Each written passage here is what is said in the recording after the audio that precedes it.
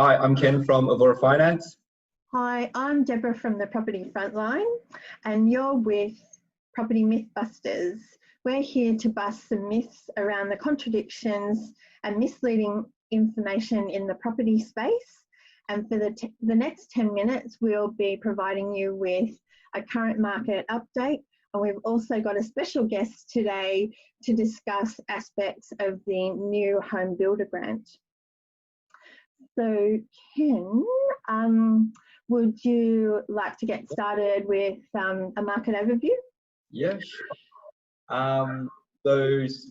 I guess, one of the key focuses at the moment is that lenders are still struggling with service levels, although they have seen improvement over not all, the majors seem to be struggling with a lot of that. There's also, it's interesting, I came across a couple of articles about, in uncertain times, majority of borrowers or applicants are looking at more of the major brands. That's been a little bit interesting. You see here, like on this graph, there's two graphs here. I'll talk about the one just down the bottom here. On here, so that one there, the refinances are basically, creating a lot of the volume of home loan applications that we're seeing. 69.44%, well ahead of purchases, which is 22.27, and then there's a few other reasons there, which is consistent in terms of what the lenders are doing. There's a lot of promotions, cashback offers, and things like that. So if you are looking to refinance, everyone else is doing the same thing. It probably makes a lot of sense given the restrictions and everything, uncertainty about work, finding ways to potentially save money, and interest costs comes to mind. So that's something that we're seeing across the board, which is seeing a lot of influx of the volume of work that we're coming across. But that top graph there is relatively interesting. So so here we've got the percentage change and the week on week, and we've seen an increase. So this information is provided by CoreLogic. Yeah. So they do a lot of research and statistics on within the property space, and so this graph is basically showing that there has been a 16.93% increase. Somewhere from here to about to where we are here, there's been a 16.93% increase. That's huge in a week. Yeah, so you can see that there's still a lot of activity happening in the marketplace, primarily within the refinancing space.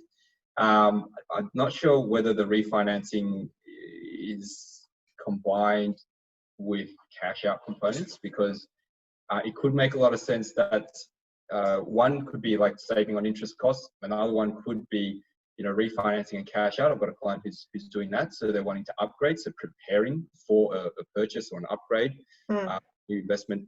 So we're not sure what the reasons are. But in terms of the S weekly, so this S weekly is just showing what the current week volume is, mortgage activity is, compared to last year, same time last week. So that's just that little gap between the blue line, which is 2020, and the grey line, which is 2019. So there's a slight increase. But one thing that we were discussing prior among those was that the year-to-date year-on-year figure is actually it's 10%, 10.79%. And what that's showing is basically from January, from here all the way through to where we're at now. Sorry, I can't draw straight lines. There you are. But you can see that there's a lot of areas where the blue line, the blue line is above the grey line, except for last year. Yeah, except for this area here. So what that's indicating basically, or just showing, is that since January, right up until now, there's actually been 10% more mortgage activity compared to last year. from January up until June. Yeah. So okay. there's a lot of activity happening in the mortgage space, which could be a precursor to what's happening, what can potentially happen in the property space in terms of demand and borrowers and purchasers going out there. But yeah, usually from what I know, the credit side needs to kind of kick off first before anything kind of flows onto the property market. Doesn't mean it will, but kind of like a canary in the mine, so to speak. So yeah, that's basically the update from myself in terms of what's happening in the mortgage space. And didn't you say there's a few of the majors have changed their combined? Some of the lenders who were having high LVR, so offering so LVR is loan to value ratio. Yep, loan to value ratio. So how much the loan is compared to the size of the value of the property. So if you're borrowing 100% of a $500,000 property with a $500,000 loan would mean you've got an LVR of 100%. If it's 400,000 loan and a $500,000 property, then it'll be an 80% LVR. So they were going up to like 97, 98% LVR, which is really high. Usually how they do that is the base. They'll include lender's mortgage insurance in there if it brings it up to 97 or 98. So at the moment, we've seen some of them scale back and just put a hard stop at 97%, 95%, inclusive of LMI. So you can't, effectively borrow more. And it's just a more of a way to manage their risk and make sure that people aren't over gearing, just given the way that the economy is going. I guess there's a lot of question marks how the property market's going to go, etc., and stuff like that. So that's everything. Okay, sounds good. Alrighty, so I'll just switch over to my information. So from a market perspective, the last couple of weeks since we've provided the last update, we're seeing much more activity fueled once again by that homeowner grant. And this is reflected in some of the stats that we've seen from realestate.com.au. And this is a graph that we've been talking about for the last couple of episodes of Mythbusters, where you can see the huge big drop off. And then this is the last graph that was published on Tuesday. So things are still, search activity is still off the charts. So, if you think back to how hot the market was prior to COVID-19 coming in, so things were pretty hot around here, so lots of buying activity, and then it dropped off, and now it's just sprung back to activity that we haven't seen in probably since this graph's been tracked. I think they've only been keeping track for about the last 2 years. So that is showing more activity for searches. The interesting one that I think, this is commercial, sorry, that was for residential. So we're seeing kind of something similar, though not as much of a percentage bounce, because commercial searches dropped much more of a percentage into the negative. But if there's so much business negativity out there, why are we seeing so much activity for new leases? Maybe it's because people are looking to find different, like renegotiate their leases and move. But usually if you're a business, you want to stay where you are. So I think it shows an indication of confidence. Now, this final graph that I'll talk about is the weekly count of properties moved from for sale to sold. And if you look at the grey line, which is last year, so 2019, and the red line, which is this year, once again, we see what we experienced last year that we didn't really talk too much about. So there was this huge big dip in activity just prior to the federal election. And basically, we're now kind of coming back to sale versus sold, so market activity, purchases, sort of pretty much on par to where we were last year. So what does this say? Basically, we are still, we're coming off very low sale numbers, so not as many properties available for sale, but the more stock has come onto the market, and so that's where we're sort of seeing that activity parity. Generally out in the market, we're seeing many more people at opens. Auction clearance rates are still indicating that we're in a buyer's market, so it's below 50% clearance rate pretty much Australia-wide. And so where to from here? You know, it's still the same kind of situation in that good quality property is holding its price, and in some instances people are paying a little bit more for it, but overall there's a market drag because we have got a lot of bad quality stock. So it's a very sad story for a lot of apartments. But now it's time to hear from our special guest. So I'd just like to introduce Scott Hochgesang. I always got to practice saying that surname. So Scott has an extensive property history, and he's going to talk to us a little bit about the HomeBuilder Grants, some of the pros and cons, and some of the myths. So Scott, would you like to kick it off?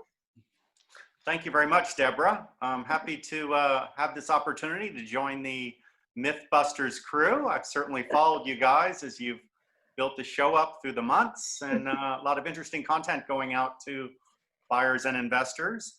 I work primarily in the new property space, and my expertise would cover New South Wales, Queensland, Victoria, typically our capital cities, but we're also active in satellite cities like the Sunshine Coast and Newcastle, and over in Canberra. So I guess I came in today to throw out kind of a couple of myths that in the theme of the show we might try to bust a bit. And the first myth I think that's really out there is that all these government cash grants are for first home buyers only. You know, and historically that has been the case. If you get a New South Wales $10,000 grant, you need to be a first home buyer. But the new $25,000 federal home builder grant has relaxed that requirement. So they're actually allowing people who have had homes in the past or own investment properties to receive this grant. And it does open that up to a much larger universe of people than has historically been able to take advantage of the grant. So not everyone's kind of aware of that. And the details are still coming together on this home buyer grant. We're working on fact sheets from the government. We've got specifics and requirements, but honestly, it is still being locked down with the states. And these grants are going to be delivered from the federal government through the state infrastructure down to buyers. So it's a bit of a working progress where it's good to quickly get up to speed on where they're at to see how you might take advantage of them. But just be flexible and prepared because we may still see some tweaks along the way. So that's probably myth number one is, hey, there's money out there even if you own property today.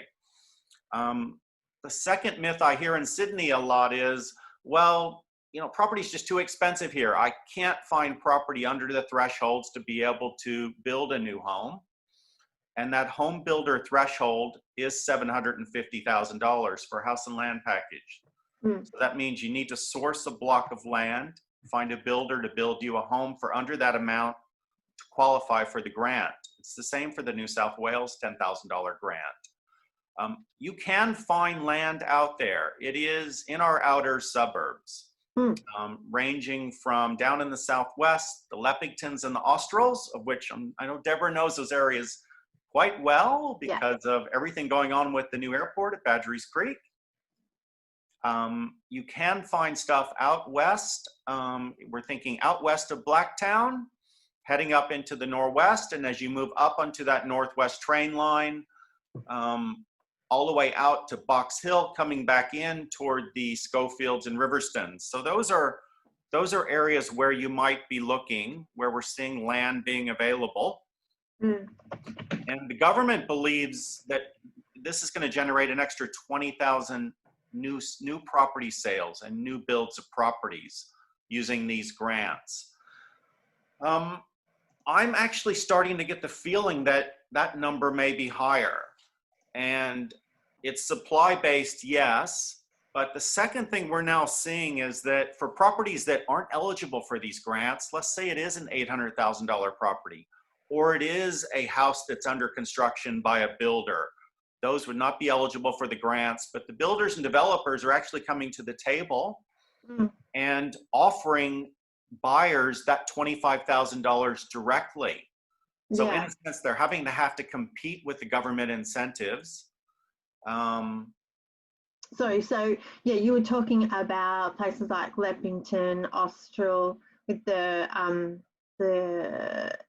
airport here, and then on and up into, well, you know, Box Hill, out this way. Yeah. Riverston, Marsden Park, and heading northwest from there. Yeah. And what I think is important is that people look closer to the train lines. I mean, if we're going to be that far out of the city, the last thing you want to do is have a car or bus only commute as your way into work. Yeah.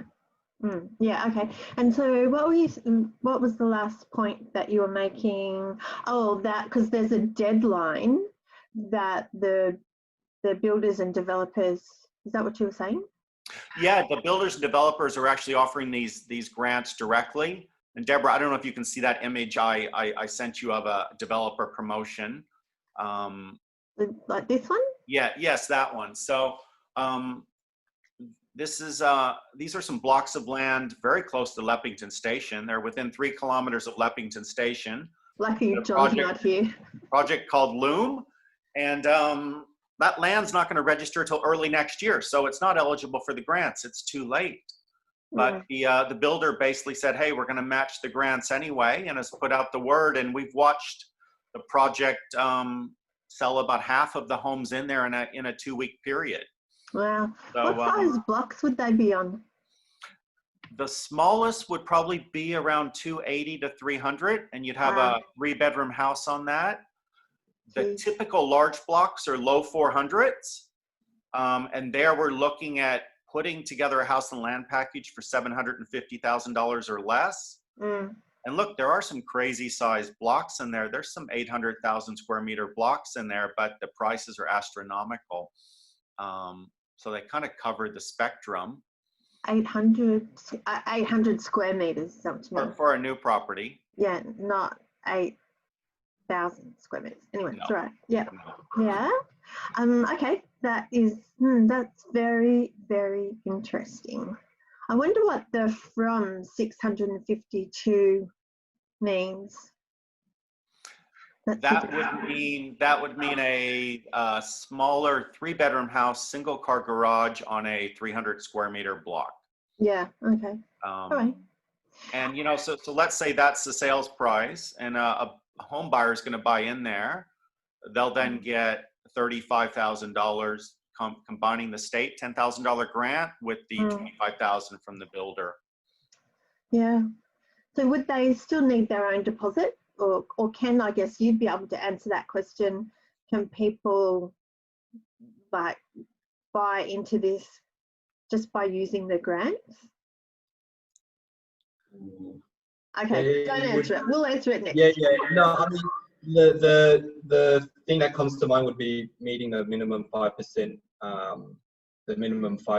genuine savings requirement So usually when you're above 80% LVR, you would need to show the bank that you've been able to accumulate or save. Generally, savings is the default or the standard. 5% of the property of the value of the property saved. There are other ways. Sometimes they include rental amount paid over a period of time. Sometimes if you use guarantors and go below the 80%, that requirement drops. And what about if they qualify for the government's first home loan deposit scheme? Gee, there's so many. Yeah, so that'll help reduce all the costs. So let's just say, best case scenario, you didn't, for some reason the numbers stacked, so you don't need to pay anything and you just need to get the loan. There's that one criteria, which is the genuine savings. Okay, I think alrighty. I did look a while back, like talking more than 6 months, 6 to 12 months ago. There was only one lender who would accept grants as part of the 5% genuine savings. Everyone else was a no. So I don't even know if that's still being, but yeah, generally you still need to save. Alrighty. So back to you, Scott. So what other tips do you have for us? I think another thing I wanted to talk about is some of the large numbers that are being thrown out there online. We've got a bit of noise coming in here from the outside. Sorry, I think the gardeners are out doing the. We can't hear it. You can't hear that? Okay, well that's good. I'll stay a bit close here. Do we need to cover off these images before you? Why don't we just do a quick flip through the images? So what you're looking at are some 2-bedroom terraces in Leppington. We've got some buyers that can't afford a $600,000 house. You know, their budgets are in the mid 500s. They don't want to buy a unit, and effectively what we found are these 2-bedroom terraces that are being built very close to Leppington Station. So you're within 2 kilometers of Leppington Station. It's a 2-story build. So you've got a 2-bedroom terrace. You do not get a garage for that price. You're going to get a car space, but you've got parking nearby. And those are priced around $560,000. So a first home buyer could use his $10,000 grant against that. And he could actually use the first home low deposit scheme that Ken's mentioned to avoid mortgage insurance and get into that property with a 5% deposit. Now, is this the long-term family home for a couple with kids? You know, probably not, but is it a nice place to live for a single or maybe a young couple just getting started? Hey, I would say it's you know, it's a new build. It's got a bit of space, and if you're comparing it to an apartment, I would say you've got more space typically on these terraces. And any tips about the quality of the builder? What we're finding is that just like when you go to buy a new car and you see the advertised price, it's always the lowest price available and it's without any of the add-ons. So you're going to see a price from these builders that includes the bare basics of amenities, lower ceilings, laminate bench tops. It's a little unfortunate because I feel their specs are really too low and not too many people will want them. So I think you need to, one is assume you're going to pay another $10,000 to $20,000 to get the actual features in these properties you want. Like the Porsche. Yeah. We can try to negotiate with the builders, you know, and try to squeeze a bit of that out of them. So we do some of that for our clients. Okay. Beware of the cheapy builders out there. There are some super cheap builders, just ridiculous home build prices I see out there. I'm very worried about the size of those homes, the quality of them, and you've got to think about resale values as well. So if the builder doesn't have a great reputation and you want to upgrade from this property in 5 years, I mean, most people are going to know who's built these homes, and you know, maybe harder to sell them. So stick with medium to high quality at a medium price tends to be my rule of thumb. Alrighty, so we have to start wrapping up. So is there any final point that you'd like to make?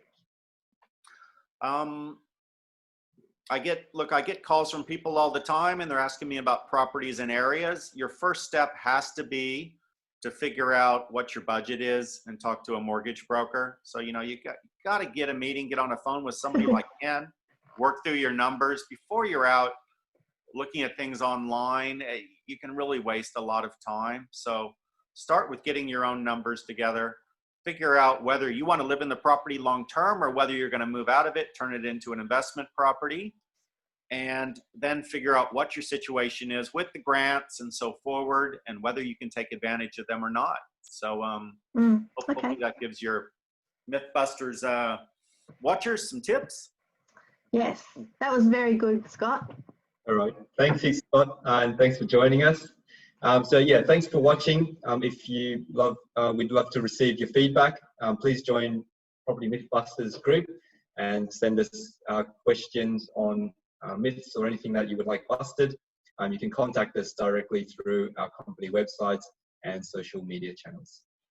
Okay. So, all for today. Bye.